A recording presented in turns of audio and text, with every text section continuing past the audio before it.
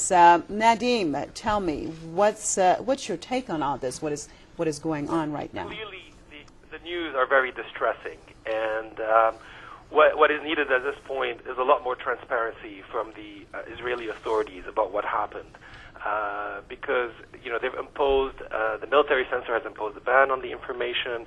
We don't know how many people have been wounded, what happened to them, how many have been killed, and that's clearly unacceptable. We know that this was in the coming. That would have given the Israelis plenty of time to think of ways not to injure these people. So this is very disconcerting, and we need at this stage more clarity. People have a right to know what happened to the people on the ship. What type of reaction are you expecting? You're in Beirut, first of all, starting from the Middle East and looking throughout the world. Do you think that we will have a serious reaction? Do you think that people will take to the streets? Or how do you see, as far as the type of reaction that possibly can come about because of this situation, Nadim? It's hard. I'm not a political analyst, so I'm not sure what kind of reaction will happen, how people will react to it. So it's a bit hard for me to tell. It's also early. We don't know enough what happened. I think you'll have to talk to some of the people that work more on political mobilization. So Nadim, as a political, I think what is essential at this stage is to get more information that has to be clear, verifiable, and independent inquiries into the information to understand what happened and to ensure that those people who've been wounded get the proper treatment.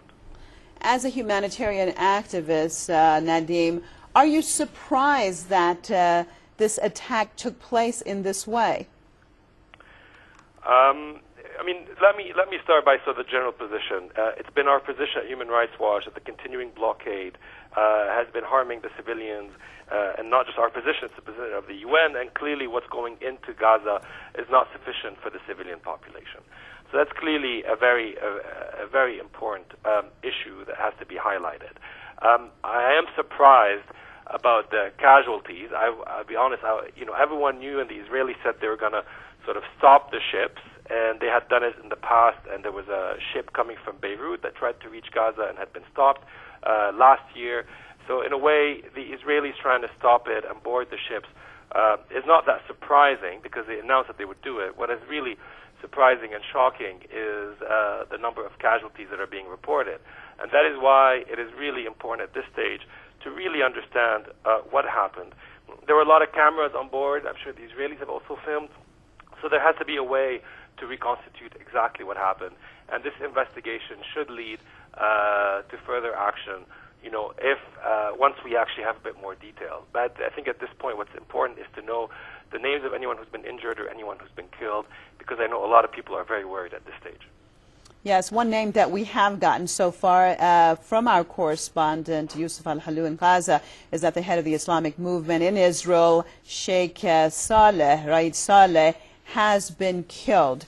Now that is one name that so far it seems that unfortunately we have been able to confirm.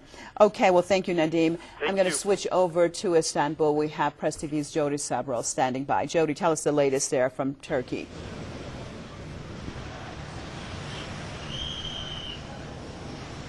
Jody, can you hear me? It's quite noisy here, so I'm not sure if I can hear your question, but I'll just give you an update from Turkey. I'm standing outside the Israeli consulate, and there are hundreds of people here gathered in protest and in prayer for the news that from the Israeli television is reporting that at least 16 people have been killed and hundreds of protesters have been here overnight. They gathered here at around 12 o'clock last night as soon as we heard that the Israeli military were following the convoy in the Mediterranean Sea. It's quite calm here now, although it's quite noisy, as you can probably hear. But it wasn't quite the same earlier this morning. If I can just get my cameraman to direct the picture to the building that houses the Israeli consulate.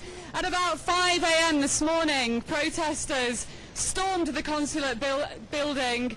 It was an angry reaction to the news that there were deaths on board the convoy, and you can see that the glass has been broken. There are police now protecting the building, and this, as I said, happened at around 5 a.m. this morning. This was an angry reaction from the Turkish streets here towards the intervention by the Israeli military on the humanitarian aid convoy travelling to Gaza. Now there are hundreds of protesters here outside the embassy, outside the consulate. They are now planning to walk from here to march to a central meeting point in Istanbul, where other organisations, other civil organisations, other demonstrators are going to be joining them in protest and in prayer to show their anger towards the intervention by the Israeli military on the humanitarian aid convoy. Jody, what's the latest on the official reaction out of Ankara? Well, the latest from an official reaction is that the Turkish Foreign Ministry has summoned the Israeli envoy to Ankara. They have asked for a full explanation as to why the Israeli military took such an aggressive approach to this humanitarian aid convoy. Of course, all the people on this was a Turkish ship that the Israeli military intervened on and in fact apprehended. It was the largest ship in the mission. It held over 700 activists. As we know, the Israeli television reporting 16 people dead. We don't know the nationalities of those involved, the casualties.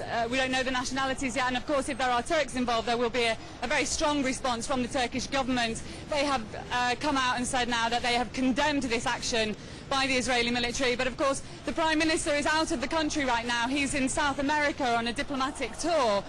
We've heard now from a colleague of ours who's travelling with the Prime Minister that they are holding an emergency meeting over how to react to what's taken place in the Mediterranean in the early hours of this morning. But of course we're going to have to wait and see now. The Prime Minister, we believe, is going to be returning to Turkey immediately. He'll probably cut his trip short, and this is the situation at the moment from Turkey. Of course it's going to put immense pressure and strain on Turkish-Israeli relations that have been under pressure for some time now.